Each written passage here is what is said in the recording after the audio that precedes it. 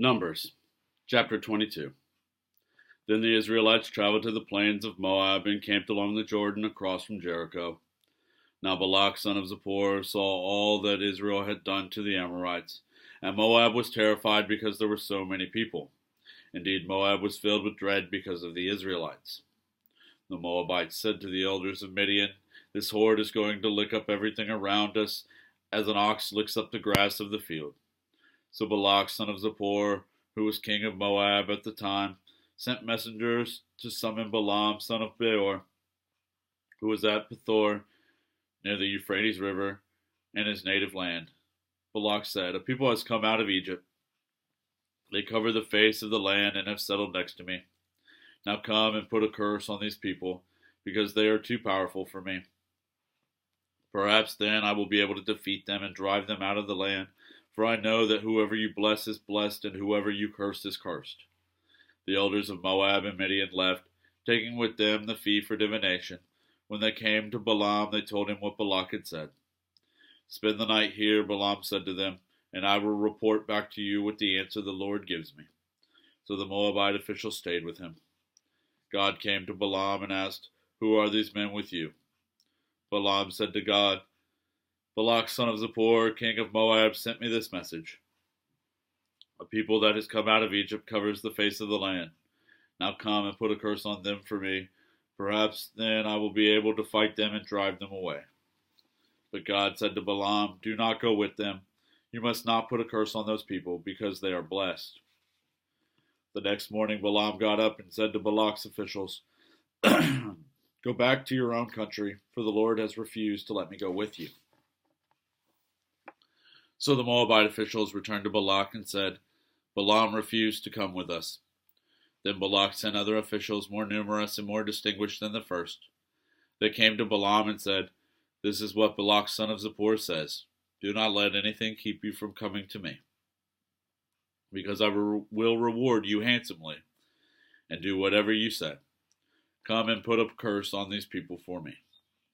But Balaam answered them, "Even if Balak gave me all the silver and gold in his palace, I could not do anything great or small to go beyond the command of the Lord my God.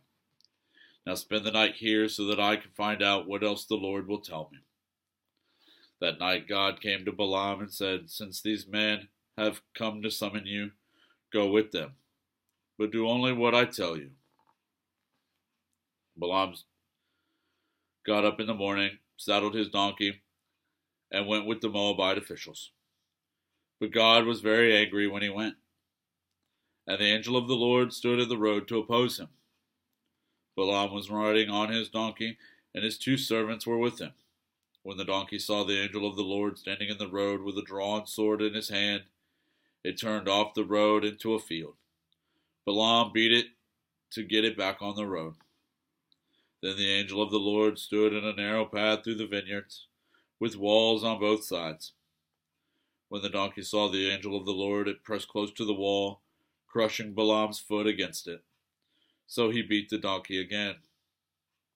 Then the angel of the Lord moved on ahead and stood in a narrow place where there was no room to turn, either to the right or to the left.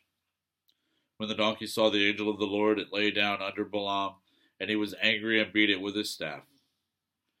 Then the Lord opened the donkey's mouth, and it said to Balaam, What have I done to you to make you beat me these 3 times?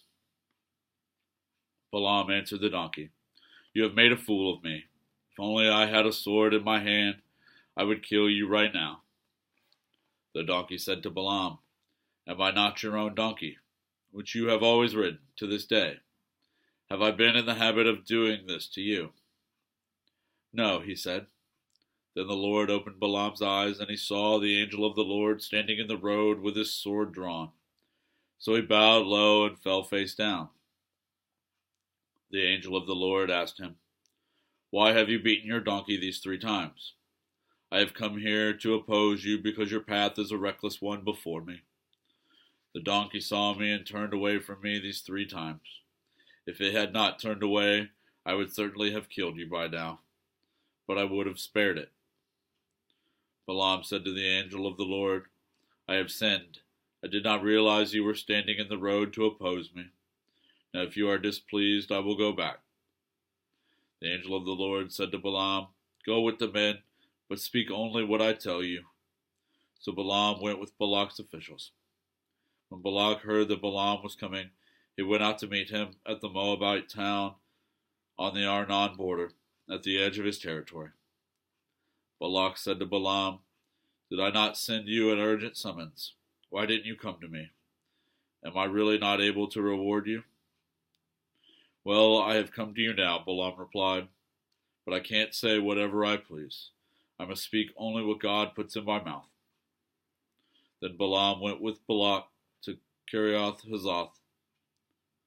Balak sacrificed cattle and sheep and gave some to Balaam and the officials who were with him.